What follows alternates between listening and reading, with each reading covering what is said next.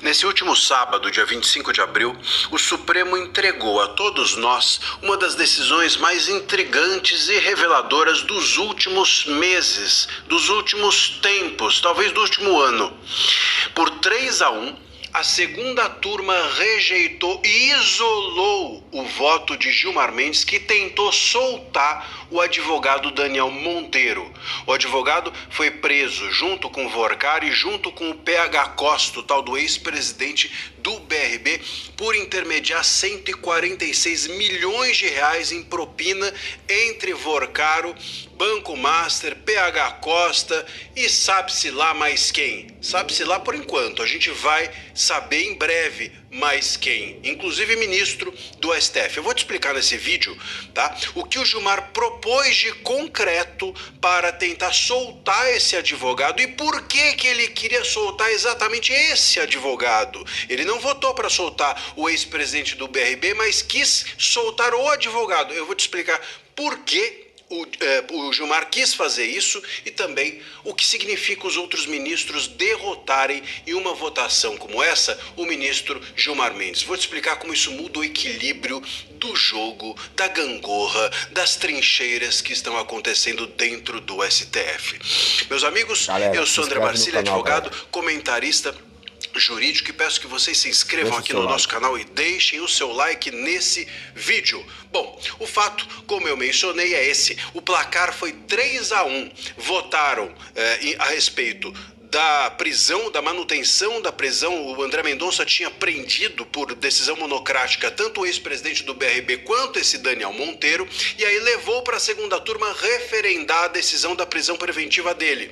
E em relação ao ex-presidente do BRB, todo mundo votou junto com Mendonça, unanimidade, menos o Toffoli, que estava suspeito. Então ele saiu de todas essas votações. Os demais votaram com Mendonça.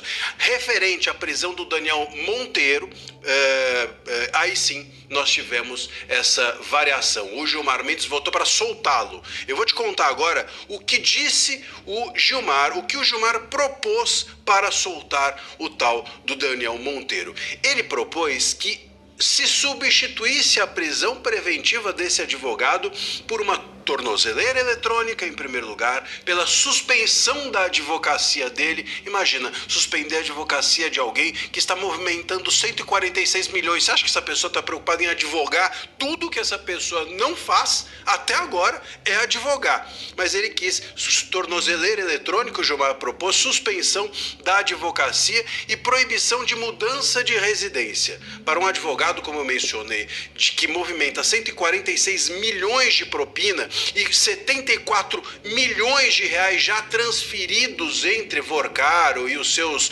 cupinchas, obviamente que isso é praticamente pedir para ele ser solto e ir embora do país e nunca mais aparecer.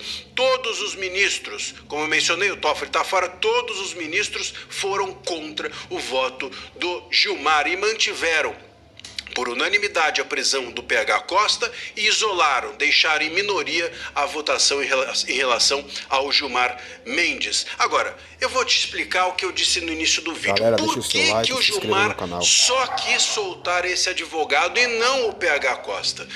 Esse advogado, meus caros, o PH Costa, ele tem relação, o ex-presidente do BRB, tem relação com o Vorcar e com toda a culpa inchada que a gente sabe que está envolvida nisso. Mas esse advogado era o braço jurídico do PH Costa e do Vorcaro. Ele era a pessoa que fazia o leva e traz para dentro do judiciário. Ele muito provavelmente tem, se ele delatar, nomes que não são apenas da cúpula do STF, não são nomes apenas da cúpula dos tribunais superiores.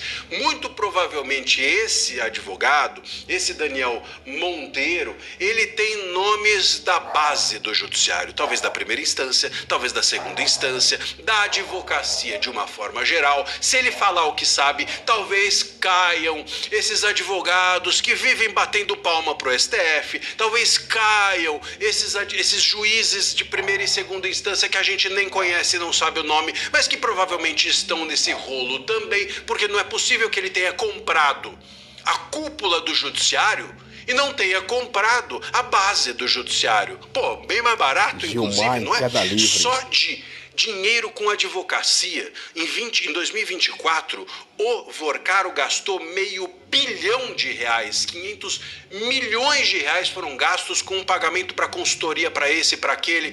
Temer recebeu, Manteiga recebeu, Lewandowski, todo mundo recebeu. Então esse Monteiro é o elo perigoso para cair a advocacia e o judiciário como um todo. E por isso, muito provavelmente, que o Gilmar queria que ele saísse de cena e nunca mais aparecesse de volta. Agora, a gente tem uma demonstração de isolamento do Gilmar Mendes dentro do STF.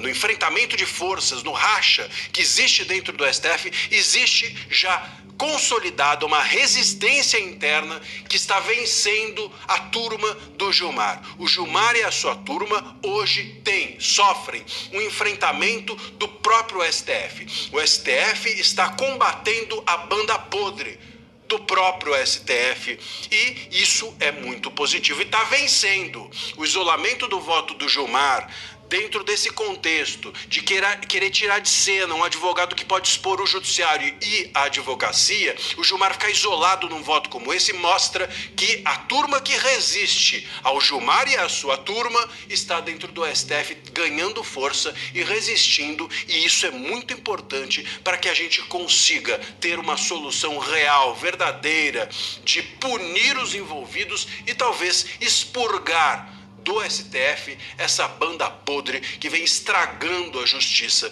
do país. Vamos aguardar os próximos passos. Deixa aqui no vídeo o seu comentário. Diga para mim se você acredita que nós vamos mesmo expurgar de dentro do STF